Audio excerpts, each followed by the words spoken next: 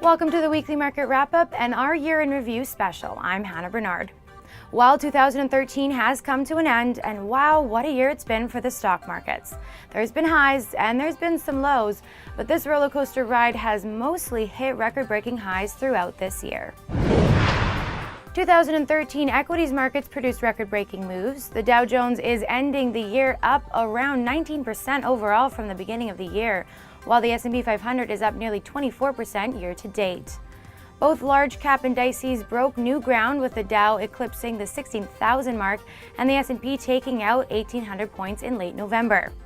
Over to the Nasdaq Composite Index, the strongest performing index of the three majors this year, is up over 30% year to date and has been trading above the 4,000 point level, a threshold not seen since tech bubble days. So what's been driving most of the market action this year? Well, number one is certainly the impact of and speculation around the Federal Reserve's $85 billion a month bond buying stimulus program. As a market driver, it seemed at times this year that good news was bad news and bad news was good news. This seemingly illogical sentiment arose from the speculation that if enough economic metrics trended positively, the Federal Reserve would begin to cut down on its massive quantitative easing program, which has been artificially propping up the record moves in equities, so markets then dropped. However, if economic data suggested the economy was stalling and that more central bank help was necessary, then markets rose, as FOMC meeting minutes confirmed that the Fed chairman Ben Bernanke was more than willing to keep the monetary spigot open. And on December 18th, the Fed did just that, slightly tapering off QE by $10 billion a month, dropping it to $75 billion, and also extending low interest rates much further than expected. The Labor Department's monthly jobs report was a key focus for economists and traders alike in 2013 and played a key role for this year's volatility.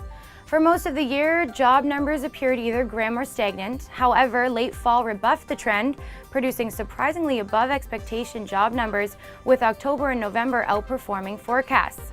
This is good news, or is it?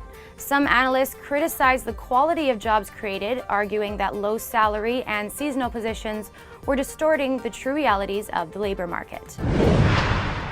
Acrimony in Washington played a critical role in shaping this year's overall economic landscape, as squabbling over the federal budget and debt ceiling extension brought the government to a halt for the first time in almost 20 years. In October, the Republican-controlled House forced a 15-day government shutdown by refusing to enact legislation to appropriate funds for the fiscal year of 2014. During the shutdown, approximately 800,000 federal employees were furloughed, leading Business Roundtable President John Engler to make the remark, "The government shutdown and the flirtation with default have dealt a severe and entirely avoidable blow to America's reputation around the world, while harming economic growth and job creation." Currencies for 2013 sang a volatile tune. Let's find out what happened this year in currencies.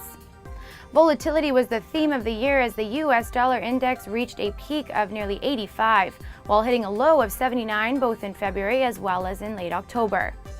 Much of the reason had to do with trading sentiment, as the investment community frustratingly played along with the coy FOMC meeting minutes and often ambiguous and conflicting remarks from Fed officials.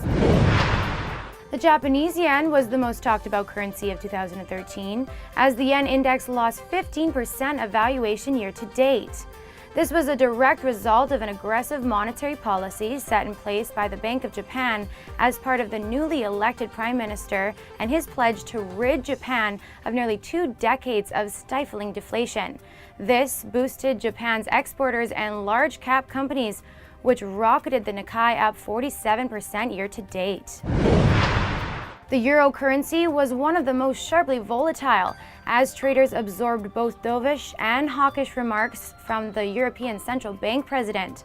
Also, the divided nature of the European region, highlighted by the record-breaking move in the German stock market and also being weighed down by stubborn employment rates in Spain, meant that the market participants never had a dull moment with the euro. Let's turn now to winners and losers and our picks for 2013. The winner for this year is Best Buy, ticker symbol BBY. After being one of the worst performing companies of 2012, when stock valuations dropped 48% and bankruptcy rumors were rampant, Best Buy staged one of the most remarkable comebacks of 2013 and is currently trading up 256% year to date. Both fundamental and technical factors were at play. The management team refocused their marketing and advertising efforts, while technically bearish trading activity all but exhausted itself by December of 2012, allowing for the bulls to push the stock dramatically forward. Also, consumer cyclicals became the best performing sector of the S&P 500 later in 2013, and Best Buy was clearly a beneficiary of the increased confidence in the retail sector. The loser for this year is JCPenney, ticker symbol JCP. We covered JCPenney quite a bit this year actually, featuring them as a winner mid-year and then dropping the company down to a loser later in the fall. Unfortunately, the rise in investor confidence in the retail sector did not impact JCP. In fact, consumer spending could not help JCPenney investors out of their bind, with their stock easily the worst performer out of all the S&P 500 companies in 2013. Chaos in management, as seen by multiple swaps at the head office, combined with the dismal sales in an extremely competitive industry, made for a compelling case of imminent bankruptcy. While such fears are allayed for now, JCPenney was forced to squeeze margins to stay afloat this holiday season, and bearish activity abounds on the trading floor.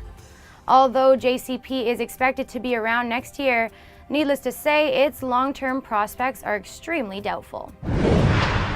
It was opposite of record-breaking highs for precious metals this year. Gold and the mining industry were amongst the worst hit commodities in 2013, with the yellow metal down 27% year to date.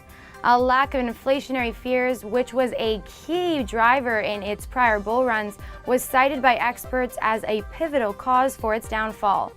Growing consumer confidence combined with the specter of Fed tapering led many investors to seek safety in other alternative assets. Also, rising import taxes in India, the world's biggest consumer of gold, contributed to a decline in overall demand. Silver bullion took an even heftier fall than gold, dropping nearly 36% of valuation year to date. Like gold, the lack of inflationary fears quelled investor enthusiasm that viewed silver as a cheaper alternative to its more expensive cousin, while demand from its industrial component also fell. Palladium was the only asset that bucked the trend of heavy losses within the entire metals complex, which is currently trading near parity with its opening session. Its outlook for 2014 remains positive despite the turmoil for the rest of the precious metals, primarily due to the supply disruption concerns in South Africa and Russia, which are the world's top producers of this rare element. And that wraps up 2013. Thank you for joining us for another edition of the Weekly Market Wrap-Up and the Year in Review special. Be sure to join us next week for our first video of the new year. We'll be back with Bay Street's look at the week ahead and our thoughts on what to watch for 2014. From all of us at baystreet.ca, Crush the Street, and Viral Network News, we wish you a Happy New Year.